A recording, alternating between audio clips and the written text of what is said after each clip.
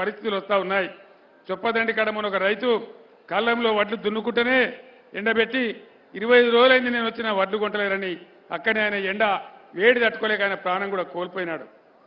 Current ఎక్కడికి పోయిందండి నాకు అర్థం కాదు. ఏం రోగం వచ్చింది? నేను ఏడాది అర్థంలో నేను మంచిగా చేసి 9 ఏళ్ల పాటు రాష్ట్రం మొత్తానికి రెప్పపాటు పోకుండా కరెంట్ ఇచ్చిన కదా, మరి ఎక్కడికి పోయింది కరెంట్? ఇవాళ 9 ఏళ్ళు నడిచిన కరెంటు కూడా నడిపేస్తలేదా? వీళ్ళకి సాధన అయితే లేదా? మిషన్ భగీరథ నీళ్ళు ఎక్కడికి పోయినాయి? పట్టణాలలో కరీంనగర్ లాంటి పట్టణంలో పేదలకు అందరికీ రావాలని, ప్రతి ఇంట్లో నల్లా ఉండాలని ₹1 నల్లా కనెక్షన్ ఇచ్చి పట్టణంలో పెట్టినాం. గ్రామాలలో రూపాయి కూడా తీసుకోకుండా ప్రతి ఇంట్లో నల్లా కనెక్షన్ పెట్టినాం. బ్రహ్మాండమైన నీళ్లు తెచ్చి ఇచ్చినాం. ఇలా ఎక్కడికి పోయినాయి ఆ నీళ్లు? నాకే కండ్లలోకి నీళ్ళు వస్తూ ఉన్నాయి. మళ్ళా బిందెలు పట్టుకొని పోవడం, మళ్ళా భయంకరంగా ట్యాంకర్లు రావడం, పట్టణాలలో ట్యాంకర్లు ప్రజలు కొనుక్కోవడం చాలా బాధ కలుగుతూ ఉంది. కరెంట్ ఎక్కడికి పోయింది? మంచినీళ్ళు ఎక్కడికి పోయినాయి? ఇది ఏం దుస్థితి, ఏం దౌర్భాగ్యం? ఈ పరిస్థితి ఎందుకు వచ్చింది? 4-5 నెలలనే ఇంత ఆగమాగం ఎందుకైతున్నాం? దయచేసి ఆలోచన చేయాలి.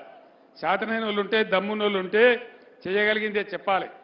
రైతు బంధు ఇస్తా అని నేను ఎలక్షన్లలో చెప్పలే, కానీ తర్వాత చేసిన, మా రైతులకు కావాలని చేసిన, నడిపినాం. దాన్ని కష్టపడో నడిపినాం. ఒక్కనాడు కూడా వాళ్ళకి బాధ కలగనీయలే. వడ్లు తడిచిపోయినా కానీ కొన్నాం, రైతులను నిలబెట్టాలని కొన్నాం. రైతు చచ్చిపోతే 5 లక్షల రూపాయల బీమా ఇచ్చినాం. ఇలా దాన్ని కూడా ఊడబిక్తామని చెప్తా ఉన్నారు. నేను ఒక్క మాట మీకు మనవి చేస్తా ఉన్నా. ఇలా రేవంత్ రెడ్డి మాట్లాడుతూ ఉన్నాడు. ఏం మాట్లాడుతున్నాడు? చాలా డేంజరస్ మాట. 5 ఎకరాలు దాటినోనికి రైతు బంధు ఇయ్యరట. 6 ఎకరాల నుండి ఏం చేసిండు? 7 ఎకరాల నుండి ఏం పాపం చేసిండు? తర్వాత పొలం దున్నినోనికే ఇస్తారట. అంటే ఎట్లా గుర్తుపడతావు నువ్వు? 2 నెలల దాకా దున్నుతారు పొలాలు, 2 నెలల దాకా నాటేస్తారు. ఏ విధంగా గుర్తుపడతావు నువ్వు? అంటే మళ్ళా అధికారుల దగ్గరికి పోవాలి, దున్నినట్టు సర్టిఫికేట్ తీసుకోవాలి. సర్టిఫికేట్ అంటే వాడు లావు అంటాడు, మళ్ళా లంచం ఇవ్వాలి. అంటే రైతు బంధు మొత్తం గోల్మాల్ చేసి ఆగమాగం చేసే కుట్రకి ప్రభుత్వం తెరలేపుతా ఉన్నది.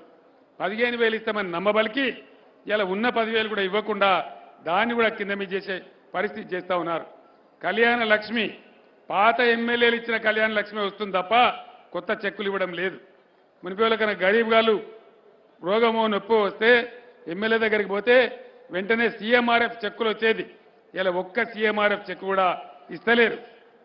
రేషన్ కార్డుల మీద సన్నబియ్యం ఇస్తామని చెప్పినారు కాంగ్రెస్ నాయకులు. ఇచ్చిండ్రా? సన్నబియ్యం వస్తున్నాయా?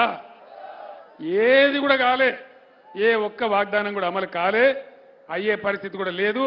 పార్లమెంట్ ఎన్నికల తర్వాత ఈ ప్రభుత్వం ఉంటుందా, ఊడుతుందా, ఏం జరుగుతుందో తెలియదు. యాదవ సోదరుల కోసం నేను మళ్ళా మొదలు పెట్టారా?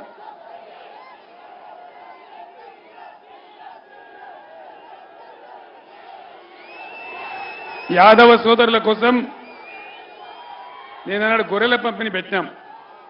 మత్స్యకారుల కోసం చేప పిల్లల పంపిణీ పెట్టినాం. మొదట్లో కాంగ్రెస్ వాళ్ళు మమ్మల్ని ఎగతాళి చేసినారు.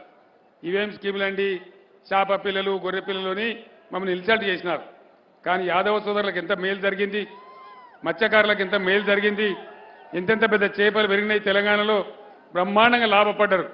ఈరోజు వాళ్ళు చెప్పినారు ఎలక్షన్లలో, మేము గొల్ల వాళ్లకు యాదవ సోదరులకు 2 లక్షల రూపాయలు ఇస్తాం డైరెక్ట్గా అని అది బంద్ చేసినారు. ఎందుకు బంద్ చేయాలా? ఇలా ఒక్క యూనిట్ కూడా ఎవరికి రాలేదు. నేను ఒక్కటే మాట మనవి చేస్తా ఉన్నా.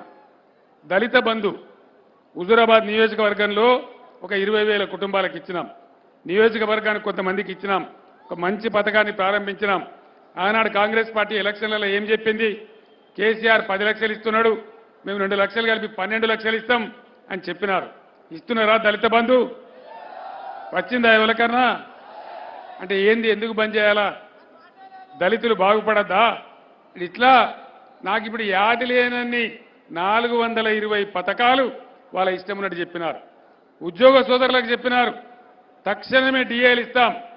ఇంకా 4వ డిఏ వచ్చింది తప్ప ₹1 కూడా ఇయ్యలే. అంటే ఉద్యోగులను, విద్యార్థులను, రైతులను, యాదవులను, మత్స్యకారులను